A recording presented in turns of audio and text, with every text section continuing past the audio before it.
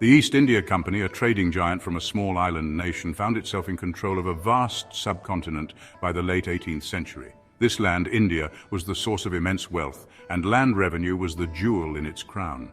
The British, eager to secure this revenue stream, needed a system, a way to collect taxes from the millions who cultivated the land.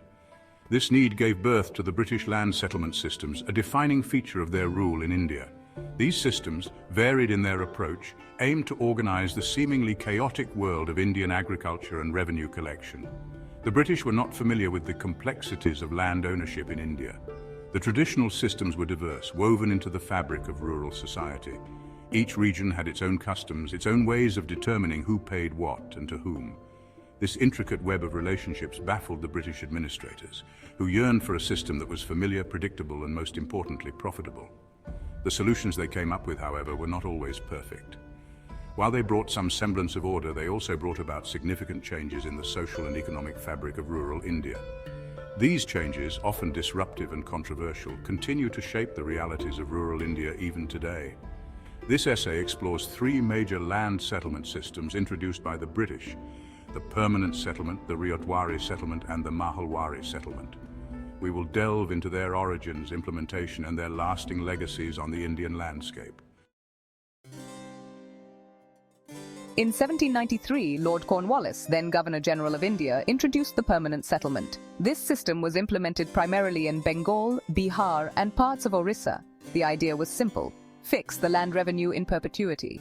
This meant the amount to be paid by the zamindars, the traditional landholders, would never increase, regardless of how much revenue their land generated. The British believed this would incentivize the zamindars to invest in their land, leading to increased agricultural productivity. It was also hoped that a fixed revenue stream would provide stability to the British administration. However, the permanent settlement, while seeming like a simple solution, had far-reaching consequences. It created a new class of landlords, often absentee, who were more interested in maximizing their profits than in the welfare of the cultivators. The cultivators, now relegated to the position of tenants, were left vulnerable to exploitation. Moreover, the fixed revenue, a cornerstone of the system, proved to be a disadvantage for the British in the long run. As agricultural production increased and land values soared, the British found themselves locked into a deal that vastly undervalued their potential revenue. The permanent settlement, while aiming for stability, inadvertently created new problems and exacerbated existing ones. In contrast to the permanent settlement, the Ryotwari system sought to establish a direct relationship between the British and the cultivator, known as the ryot. This system, introduced in the late 18th century, was primarily implemented in Madras and Bombay presidencies. Under the Ryotwari system, the land revenue was fixed directly with the cultivator. The revenue demand was based on an assessment of the land's productivity, taking into account soil type, irrigation facilities, and crop yields.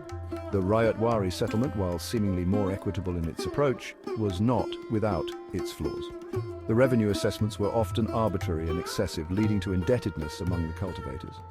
The direct interaction with the state, while intended to be simpler, often proved to be bureaucratic and cumbersome. Furthermore, the system failed to recognize the social structures and customary rights that existed in villages. This led to disputes, fragmentation of landholdings, and increased litigation.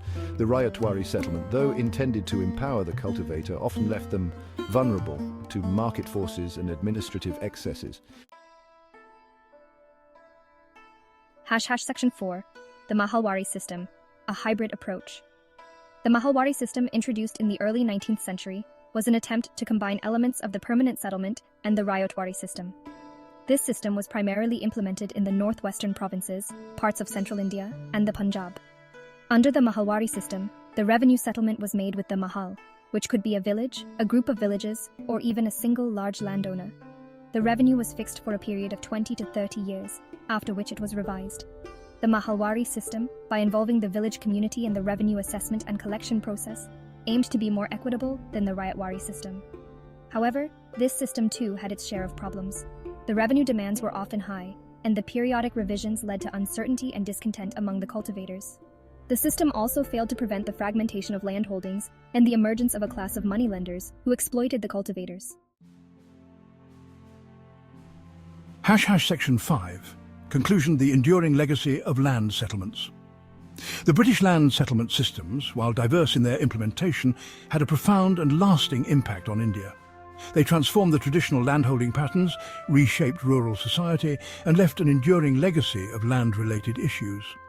While the British administration benefited from the increased revenue collection, the impact on the Indian peasantry was often detrimental. The systems led to the emergence of a new class of landlords and moneylenders, who often exploited the cultivators. The high revenue demands and the rigid methods of collection pushed many farmers into debt. This, coupled with the lack of investment in irrigation and technology, hampered agricultural growth. Though the British have long since departed, the legacy of their land settlement systems continues to cast a long shadow on contemporary India. Land reforms, aimed at addressing historical injustices and promoting equitable land distribution, remain a contentious issue. The struggle for land rights, access to resources, and fair compensation continue to resonate in the fields and villages of India, a poignant reminder of the enduring impact of the British land settlement systems. Section 6. Glossary. Zamindar, a landholder who collected taxes from cultivators and paid a fixed sum to the British government. Ryot, a cultivator or peasant farmer. Mahal, a revenue unit which could be a village, a group of villages, or a single large landholding. Land revenue tax levied on land, forming a major source of income for the government. Presidency, a major administrative division of British India. Section 7. Bibliography. Tomlinson, B.R. 1993. Cambridge University Press. Habib Irfan, 1999. Oxford University Press. Guha Ramachandra, 2000. Picador.